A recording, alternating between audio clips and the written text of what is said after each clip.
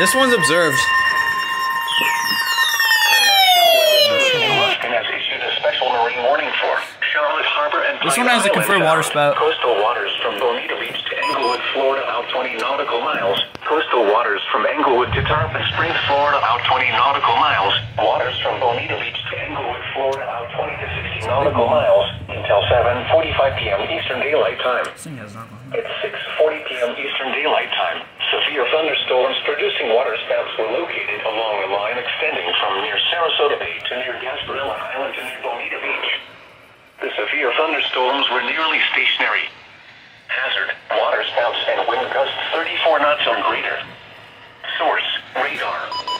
Impact, waterspouts can capsize boats, damage vessels, and create suddenly higher waves. Make sure all on board are in a secure location and wearing life jackets.